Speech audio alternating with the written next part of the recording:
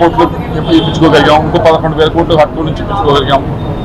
అమరావతితో పాటుగా మరొకటి ఏదైతే పోలవరం ఉందో దాన్ని పూర్తిగా ఆగిపోయి ఉంటే దాన్ని ముందుకు తీసుకెళ్తూ దానికి కూడా డబ్బులు దాదాపు 12,000 13,000 కోట్లు మనం రిలీజ్ చేసుకోగలిగాం. ఇవన్నీ కూడా మీరు అనుకున్నట్లు పెద్ద బడ్జెట్లో పెట్టించినవి ఏం కాదు కదా.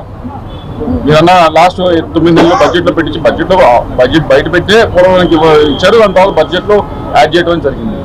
అలాగే రైల్వేకి సంబంధించి హైయెస్ట్ 10 రెట్లు ఎక్కువగా లాస్ట్ ఇయర్తో కంపేర్ చేస్తే ఈ ఇయర్ 10 రెట్లు ఎక్కువగా కూడా కేటాయించడం జరిగింది రైల్వేకి సంబంధించి ఆంధ్ర రాష్ట్రానికి. వీటన్నిటితో పాటుగా ముఖ్యంగా మనం అడుగుతూ ఉన్నది ఏమిటంటే ఇవన్నీ ముందుకు తీసుకెళ్ళండి. అలాగే వైజాగ్ స్టీల్ ప్లాంట్కి సంబంధించి మీరు ఎవరు బడ్జెట్లో పెట్టారా అని అడిగితే లాస్ట్ ఇయర్ బడ్జెట్లో లేదు, బడ్జెట్లో పెట్టకుండానే వచ్చింది కదా 12,000 కోట్లు.